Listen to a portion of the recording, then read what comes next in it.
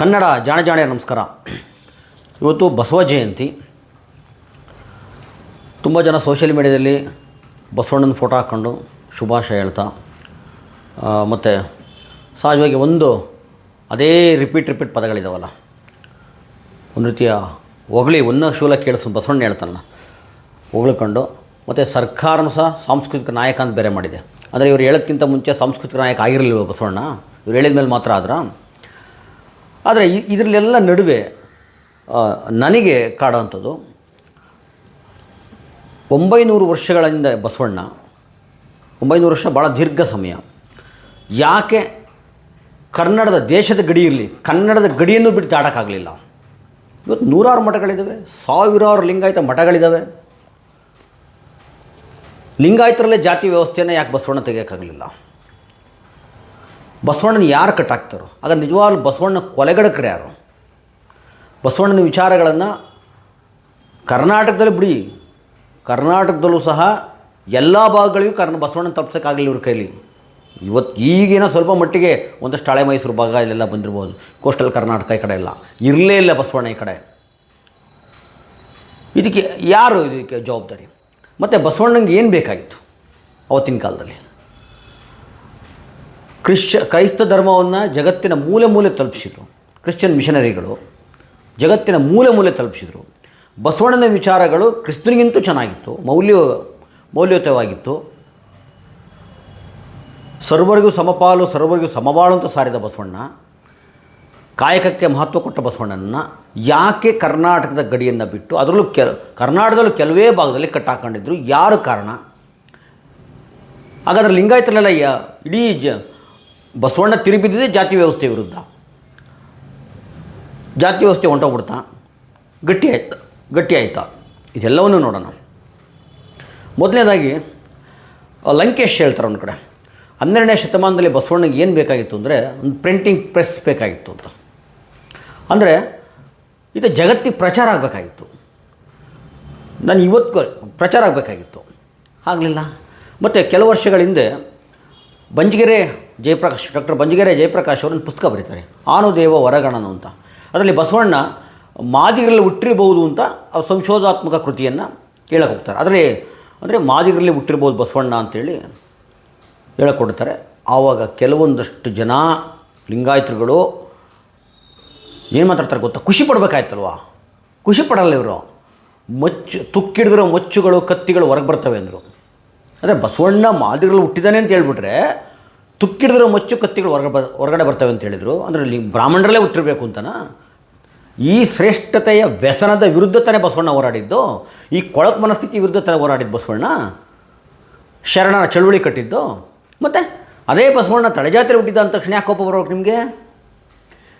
ಇವತ್ತು ಕರ್ನಾಟಕದಲ್ಲಿ ದೊಡ್ಡ ಕೋಮುವಾದಿಗಳನ್ನ ಬೆಳೆಸ್ತಾ ಇರೋದು ಯಾರು ಸ್ವಾಮಿ? BJP ಅಂತ ರೋಗಿಷ್ಠ ಪಕ್ಷವನ್ನು, RSSನ ರೋಗಿಷ್ಠ ಪಕ್ಷವನ್ನು ಬೆಳೆಸ್ತಾ ಇರೋದು ಯಾರು?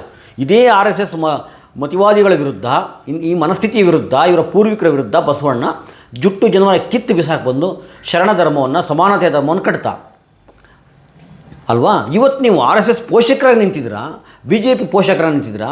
ಯಡಿಯೂರಪ್ಪನಂಥ ಒಬ್ಬ ನಾಯಕ, ಅಂದರೆ ನಾನು ಮಾತ್ರ ಲಿಂಗಾಯತರಿಗೆ ನಾಯಕ ಅಂತ ಹೇಳ್ಕೊಳುವ ಬಿಂಬಿಸ್ಕೊಳ್ಳೋ ಯಡಿಯೂರಪ್ಪ ತನ್ನ ಮಕ್ಕಳಿಗೆ ಲಿಂಗಾಯತರ ಸಿಟ್ಟಿಲ್ಲ, ಮಾಧುರ್ಯ ಸಿಟ್ಟಿದ್ದಾರೆ ಯಡಿಯೂರಪ್ಪ. ಆದರೂ ನಿಮಗೆ ದೊಡ್ಡ ಲೀಡ್ರು ಯಡಿಯೂರಪ್ಪ. ಯಾಕೆ? ಎಷ್ಟು ಜನ ಸ್ವಾಮೀಜಿಗಳಿರುವತ್ತು? ಯಾಕೆ ಕರ್ನಾಟಕದಲ್ಲಿ ಮನೆ ಬಸವಣ್ಣನ ತಲುಪ್ಸೋಕ್ಕಾಗಲಿಲ್ಲ? ಈ ನಾವೆಲ್ಲ ಚಿಕ್ಕುಡಿರ್ಬೇಕಾದ್ರೆ ಬಸವಣ್ಣ ಅಂದರೆ ನಮಗೆ ಬಸವ ಜಯಂತಿ ಅಂದರೆ ಒಂದು ಬಸವನ ಎತ್ತು ಕರ್ಕೊಂಬರೋದು, ಅದಕ್ಕೆ ಪೂಜೆ ಮಾಡಿಬಿಟ್ಟು ಮನೇಲಿ ದೋಸೆ ಏನೇನು ತಿನ್ನಿಸೋದು, ಈ ಥರ ಅಷ್ಟೇ ಗೊತ್ತಿದ್ದು ನಮಗೆ. ನಮಗೂ ಈ ತಿಳುವಳಿಕೆ ಬಂದಮೇಲೆ ಗೊತ್ತಾ ಬಸವಣ್ಣ ಅಂದರೆ ಇದಲ್ಲ. ಅದರಲ್ಲೂ ಈ ಮಾರ್ವಾಡಿಗಳು ಅದು ಮತ್ತು ಈ ಕೆಲವು ಪುರೋಹಿತರು ಒಂದು ಕುತಂತ್ರ ಬೇರೆ ಮಾಡಿಬಿಟ್ರು. ಇದನ್ನು ಮರ್ತೋಗ್ಬಿಡ್ಲಿ ನಂತರ ಅಕ್ಷಯ ತೃತೀಯ ಅಂತೆ ಆ ವ್ಯಾಪಾರ ಮಾಡೋಂಥದ್ದು, ಅದಕ್ಕೆ ಬೇರೆ ಗಂಟು ಹಾಕ್ಬಿಟ್ರು.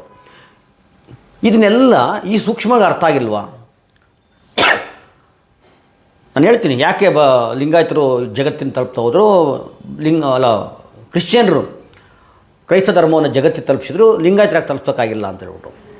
ಮತ್ತು ಕಳೆದ ಪಠ್ಯಪುಸ್ತಕದ ಹೋರಾಟ ಸಂದರ್ಭದಲ್ಲಿ ಪಠ್ಯಪುಸ್ತಕದಲ್ಲಿ ಬರೀ ಕುವೆಂಪು ಮಾತ್ರ ಅವಮಾನ ಮಾಡಿರಲಿಲ್ಲ, ಎಲ್ಲರಿಗೂ ಮಾಡಿದರು. ಬಸವಣ್ಣಂಗೂ ಅವಮಾನ ಮಾಡಿದರು. ಯಾರ ಪ್ರಬಲವಾದ ಮಠದ ಬಸವಣ್ಣ ಹೆಸರುಳ್ಳವ್ರು ಮಾತಾಡಲಿಲ್ಲ? ಮತ್ತು ನೀವು ಸುತ್ತೂರು ಸ್ವಾಮಿಗಳು ಮಾತಾಡಲಿವಲ್ಲಪ್ಪ? ಮೌನವಾಗ್ಬಿಟ್ರು. ಸಿದ್ಧಗಂಗೆಯರು ಮಾತಾಡಲಿಲ್ಲ, ದೊಡ್ಡ ದೊಡ್ಡ ಮಠಾಧಿಪತಿ ಸಿರಿಗೆರವರು ಮಾತಾಡಲಿಲ್ಲ. ಒಂದು ಕಾಲದಲ್ಲಿ ಸೌಹಾರ್ದತೆಗೆ ರಾಷ್ಟ್ರ ಪ್ರಶಸ್ತಿ ಪಡೆದಂಥ ಇದು ಗದಗಿನ ತೋಟಂದಾರ್ಯ ಮಠ ಅವರಿಲ್ಲ, ಆ ಸ್ವಾಮಿ ಹಿರಿಯ ಸ್ವಾಮೀಜಿಯವರು. ಅದರ ನಂತರದವ್ರು ಮಾತಾಡಲೇ ಇಲ್ಲ. ನಿಜಗುಣಾನಂದ ಸ್ವಾಮೀಜಿಯವರು ಅಲ್ಲಿ ರಂಜಕವಾಗಿ ಭಾಷಣ ಮಾಡ್ತಾರೆ, ಏನು ಪ್ರಯೋಜನ ಇಲ್ಲ ಅದರಿಂದ. ರಂಜಕವಾದ ಭಾಷಣ ಮಾಡ್ತಾರೆ ಬಿಟ್ಟರೆ ಬರೀ ಏನೂ ಪ್ರಯೋಜನ ಇಲ್ಲ ಅದರಿಂದ. ಯಾಕೆ ಮಾತಾಡಲಿಲ್ಲ? ಮತ್ತು ಈ ಭಾಳ ದೊಡ್ಡ ಬುದ್ಧಿಜೀವಿಗಳ ಥರ ಲಿಂಗಾಯತರು ಹೇಳ್ಕೊಳೋ ಅಂತ ಬೇರೆಯವರಿಗೆ ಬೋಧನೆ ಮಾಡೋಕ್ಕೆ ಬರೋ ಅಂಥವ್ರು, ದಿನ ಬೆಳಗ್ಗೆ ಫೇಸ್ಬುಕ್ಕಲ್ಲಿ ಬರ್ಕೋಣ ಅಂಥವ್ರು ಇತ್ತು ಚಕಾರ ಎತ್ತಿಲ್ಲ ಈ ವಿಚಾರದಲ್ಲಿ. ಯಾಕೆ ನೀವು ತರಾಟೆ ತೊಗೊಂಡಿಲ್ಲ? ನನ್ನಂತ ಒಂದು ಚುಂಚನಗಿರಿ ಮಠ ತರಾಟೆ ತೊಗೊಂಡಂಗೆ ನೀವು ಯಾರು ಲಿಂಗಾಯತ ತೊಗೊಂಡೇ ಇಲ್ಲ. ಮತ್ತೆ ಯಾಕೆ ಇದಕ್ಕೆ ಕಲಿಸ್ಕೊಟ್ಟಿಲ್ಲ ಬಸವಣ್ಣ ನಿಮಗೆ? ಸರ್ಕಾರ ಸಾಂಸ್ಕೃತಿಕ ನಾಯಕ ಅಂತ ಬೇರೆ ಮಾಡಿದ್ದು ಇವತ್ತು. ಅಲ್ಲಿಗಂಟ ಬಸವಣ್ಣ ಸಾಂಸ್ಕೃತಿಕ ನಾಯಕ ಆಗಿರಲಿಲ್ವಾ? ಸರ್ಕಾರ ಸಿದ್ದರಾಮಯ್ಯ ಸರ್ಕಾರ ಹೇಳಿದ ಮೇಲೆ ಸಾಂಸ್ಕೃತಿಕ ನಾಯಕ ಆದರು ಅವರು. ಹಂಗೆ ನೋಡೋಕೆ ಹೋದರೆ 900 ವರ್ಷದ ಬಸವಣ್ಣ 100-150 ವರ್ಷಕ್ಕೆ ಮುಗಿಸ್ಬಿಟ್ರು. ಅಲ್ಲಿಯ ಪುರೋಹಿತಶಾಹಿಗಳು ಒಂದು ರೀತಿ ಲಿಂಗಾಯತನ ಮುಗಿಸ್ಬಿಟ್ರು ಬಸವಣ್ಣನ.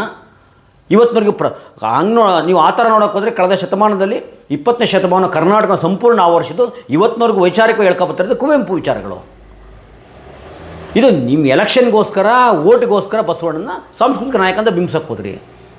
ಎಲ್ಲರೂ ಅವ್ರವ್ರದೇ ಸೀಮಿತ ಚೌಕಟ್ಟಲ್ಲಿ ಕೆಲಸ ಮಾಡುತ್ತಾರೆ, ಆ ಪ್ರದೇಶಕ್ಕೆ ಪ್ರಭಾವ ಬೀರಿರ್ತಾರೆ.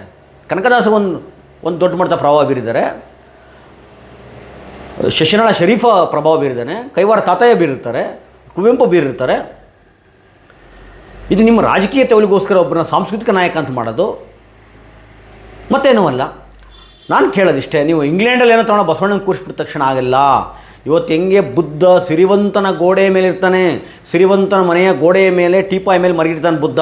ಆದರೆ ಬುದ್ಧ ಇರಬೇಕಾಯಿತು ಅಂತರಂಗದಲ್ಲಿ ಇರಬೇಕಾಯಿತು, ಅದಿಲ್ಲ. ಬಸವಣ್ಣನಿಗೂ ಅದೇ ಗತಿ. ನೀವು ಇಂಗ್ಲೆಂಡಲ್ಲಿ ನಾವು ಬಸವಣ್ಣ ಸ್ಥಾಪನೆ ಮಾಡಿದ್ದಲ್ಲ, ಮನೆಗಳಲ್ಲಿ ಮನಸ್ಸುಗಳಲ್ಲಿ ಬಸವಣ್ಣನ ಕೂರಿಸ್ಬೇಕಾಗಿತ್ತು, ಜಗತ್ತಿನ ಮೂಲೆ ಮೂಲೆ ತೊಗೊಂಡೋಗ್ಬೇಕಾಗಿತ್ತು. ಆಗಲೇ ಇಲ್ಲ ನಿಮಗೆ. ಜಗತ್ತು ಬಿಡಿ, ಈ ದೇಶಕ್ಕೆ ತಲುಪಿಸಿಲ್ಲ ನೀವು. ಈ ದೇಶಕ್ಕೆ ಕರ್ನಾಟಕದ ಕೆಲವು ಎಲ್ಲ ಭಾಗಕ್ಕೆ ನಿಮ್ಗೆ ತಲುಪ್ಸೋಕ್ಕಾಗಿಲ್ಲ. ಯಾಕೆಂದರೆ ಬಸವಣ್ಣ ಒಂದು ಕಡೆ ಹೇಳ್ತಾನೆ, ಸ್ಥಾವರ ಕಳಿವುಂಟು ಜಂಗಮ ಕಳಿವಿಲ್ಲ ಅಂತ.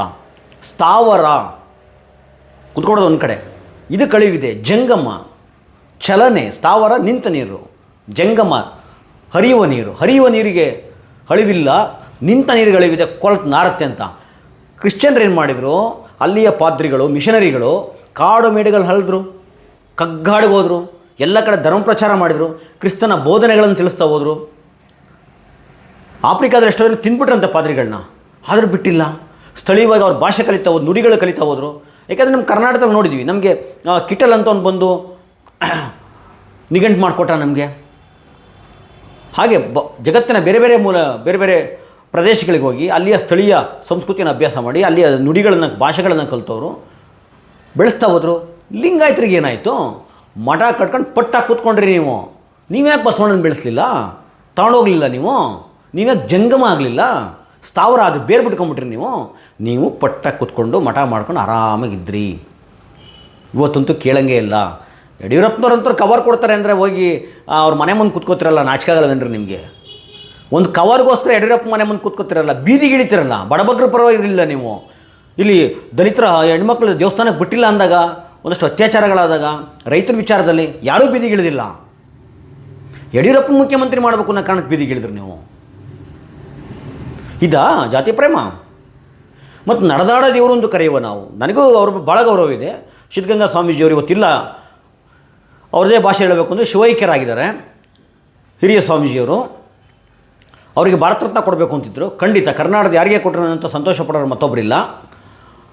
ಆದರೆ ಇದೇ ಹಿರಿಯ ಸ್ವಾಮೀಜಿಗಳು 111 ವರ್ಷನ ಬದುಕಿದ್ರಲ್ಲ, ಇವರ ಕಾಲದಲ್ಲಿ ಪಂಥಿ ಭೇದ ಇತ್ತು ಅಂದ್ರೆ ನಂಬ್ತೀರ ನೀವು? ಸಿದ್ಧಗಂಗಾ ಮಠದಲ್ಲಿ ಪಂಥಿ ಭೇದ ಇತ್ತು. ಹಿಂಗೆ ಈ ಬ್ರಾಹ್ಮಣರ ಮಠದಲ್ಲಿ ಬ್ರಾಹ್ಮಣರೇತರರು ಅಂತ ಇರುತ್ತೋ, ಮಾಧ್ವರು ಮಠದಲ್ಲಿ ಮಾಧ್ವರೇತರು ಅಂತ ಏನಿದೆಯೋ ಉಡುಪಿಯಲ್ಲೆಲ್ಲ, ಅದೇ ಥರ ಲಿಂಗಾಯತೇತರು ಅಂತಿತ್ತು ಸಿದ್ಧಗಂಗಾ ಮಠದಲ್ಲಿ. ನಾನು ಯಾವುದೋ ಕಾಲದ ಹೇಳ್ತಾ ಇಲ್ಲ, ಇವತ್ತಿಗೂ ಅದನ್ನು ಅನುಭವಿಸ್ತಂಥವ್ರು ಈಗಲೂ ಜೀವಂತವಾಗಿದ್ದಾರೆ. ಸಮಾಜದಲ್ಲಿ ಗಣ್ಯ ವ್ಯಕ್ತಿಗಳು ಸಾಗಿದ್ದಾರೆ ಅವರು. ಅವ್ರು ಹೇಳ್ತಾರೆ, ನಾವೇನು ಸುಮ್ಮನೆ ಓದ್ತಾ ಇರಲ್ಲ, ನಾವು ಹಳ್ಳಿಗಾಡಿನ ಜನ. ನಮ್ಮ ತಂದೆ ತಾಯಿಗಳು ರಾಗಿ, ಕಾಳು, ಕಡ್ಡಿ, ತೆಂಗಿನಕಾಯಿ ಎಲ್ಲ ವರ್ಷ ತಂದು ಕೊಡ್ತಾಯಿದ್ವಿ. ಆದರೆ ಲಿಂಗಾಯತರು ಸಪ್ರೇಟ್ ಊಟ ಆಗ್ತಾಯಿದ್ರು, ಲಿಂಗಾಯತೇತರಿಗೆ ಸಪ್ರೇಟ್ ಊಟ ಆಗ್ತಾಯಿದ್ರು ಸಿದ್ಧಗಂಗಾ ಮಠದಲ್ಲಿ ಹಿರಿಯ ಸ್ವಾಮೀಜಿಗಳು ಅವರಿದ್ದಾಗ. ಇದೇ ಯಡಿಯೂರಪ್ಪ ಜೈಲಲ್ಲಿದ್ದಾಗ ಸ್ವಾಮೀಜಿಯವರು ನೋಡ್ತಾರೆ. ಏನು ತೋರಿಸುತ್ತೆ? ಇದು ಬಸವಣ್ಣನ ತತ್ವ ನಂಗಂದರೆ, ಬಸವಣ್ಣನ ಸಿದ್ಧಾಂತನ. ಬಸವಣ್ಣ ಮಾದಿಗರಲ್ಲಿ ಹುಟ್ಟಿಲ್ಲ ಅಂದರೆ ಖುಷಿ ಪಡ್ಬೇಕಾಗಿತ್ತಲ್ರಿ, ಖುಷಿ ಪಡ್ಬೇಕಾಗಿತ್ತಲ್ವಾ? ಬ್ರಾಹ್ಮಣರಲ್ಲೇ ಹುಟ್ಟಬೇಕು ಅಂತಿದೆಯಾ? ಏನು ಹೇಳಿದ್ರಿ ನೀವು? ತುಕ್ಕಿಡಿದಿರೋ ಮಚ್ಚುಗಳು ಕತ್ತಿ ಹೊರ ಬರ್ತೇವೆ ಅಂದ್ರಿ. ಏನು ತೋರಿಸುತ್ತೆ ನಿಮ್ಮ ಮನಸ್ಥಿತಿಯನ್ನು? ಹಳೆ ಮೈಸೂರು ಭಾಗ ಆರ್ಥಿಕವಾಗಿ ಬೆಳೀತು, ಇವತ್ತಿಗೂ ಅಷ್ಟೇ. ಉತ್ತರ ಕರ್ನಾಟಕ ಭಾಗ ಯಾಕೆ ಬೆಳೆದಿಲ್ಲ? ಎಲ್ಲಿಂದ ಸಮಸ್ಯೆ ಆಯ್ತದು? ಉಳುವವನೇ ಭೂಮಿ ಒಡೆಯ ಅಂತ ಬಂದಾಗ ಇದು 4 ಹಂತದಲ್ಲಿ ಭೂಮಿ ಹಂಚಿಕೆ ಆಯ್ತು. ಇಲ್ಲಿ ಮೊದಲು ತಲಕಾಡು ಗಂಗರ ಕಾಲದಲ್ಲಿ ದೊಡ್ಡ ಮಟ್ಟದಲ್ಲಿ ಎಲ್ಲರಿಗೂ ಭೂಮಿ ಹಂಚಿಕೆ ಆಯಿತು, ತಲಕಾಡು ಗಂಗರ ಕಾಲದಲ್ಲಿ. ಎರಡನೇದು ಬಂದ್ಬಿಟ್ಟು ಟಿಪ್ಪು ಸುಲ್ತಾನ್ ಕಾರಣಕ್ಕೆ ಹಂಚಿಕೆ ಆಯಿತು. ಮೂರನೇದು ನಾಲ್ಮಡಿ ಕೃಷ್ಣರಾಜ ಒಡೆಯರ ಕಾಲದಲ್ಲಿ ಹಂಚಿಕೆ ಆಯಿತು. 4ನೇದು ದೇವರಾಜ ಅರಸುವರ ಉಳುವವನೇ ಭೂಮಿ ಒಡೆಯ ತಂದಾಗ ಅರ್ಥಪೂರ್ಣವಾಗಿ ವೈಜ್ಞಾನಿಕವಾಗಿ ಭೂಮಿ ಹಂಚಿಕೆ ಆಯಿತು. ಎಲ್ರಿಗೂ ಸಹ ಸಮಬಾಳು ಸಮಪಾಲು ಅಂತ ಹೇಳ್ತೀವಲ್ಲ, ಸ್ವಲ್ಪ ಮಟ್ಟಿಗಾದರೂ ಅದು ಆಶಯ ಈಡೇರಿತು. ಆ ಕಾರಣಕ್ಕೋಸ್ಕರ ಈ ಹಳೆ ಮೈಸೂರು ಭಾಗದಲ್ಲಿ ಆರ್ಥಿಕವಾಗಿ, ಶೈಕ್ಷಣಿಕವಾಗಿ, ಔದ್ಯೋಗಿಕವಾಗಿ ಎಲ್ಲರೂ ಸಹ ಬೆಳೀತಾ ಬಂತು. ಇವತ್ತು ಉತ್ತರ ಕರ್ನಾಟಕದ 106 ಎಕರೆ ಜಮೀನು ಇಟ್ಕೊಂಡ್ರೆ ಲಿಂಗಾಯತರಿಲ್ವ ಅಲ್ಲಿ? ಇವತ್ತಿಗೂ ಇದ್ದಾರೆ. ಅಲ್ಲಿ ಹಂಚಿಕೆನೇ ಆಗಲ್ಲ ಸರಿಯಾಗಿ, ಅದಕ್ಕೆ ಬೆಳೆಯೋಕ್ಕಾಗಲಿಲ್ಲ. ಅದು ಕೆಲವು ಕುಟುಂಬಗಳ ಕಪಿಮುಷ್ಟಿಯಲ್ಲಿ ಇಲ್ವ ಇವತ್ತು? ಯಾರನ್ನ ಶಾಮನೂರು ದಣಿ ಅಂತ ಕರಿತೀರಾ? ಕೆಲವು ಕುಟುಂಬಗಳಲ್ಲಿ ಇವತ್ತು 106 ಎಕರೆ ಜಮೀನು ಇಟ್ಕೊಂಡಿದ್ದಾರೆ, ಬೆಳೀಲಿಲ್ಲ. ಇದನ್ನೆಲ್ಲ ಆಯ್ತು ಆತ್ಮಾವಲೋಕನ ಅಂತಾರೆ. ಎಷ್ಟು ಜನ ಮಾಡ್ಕೋತಾರೆ ಆತ್ಮಾವಲೋಕನವನ್ನು? ಸಾಂಸ್ಕೃತಿಕ ನಾಯಕ ನೀವು ಹೇಳೋದಕ್ಕಿಂತ ಮುಂಚೆ ಬಸವಣ್ಣ ಸಾಂಸ್ಕೃತಿಕ ನಾಯಕ ಅಲ್ವಾ? ಮತ್ತು ಇನ್ನೊಂದು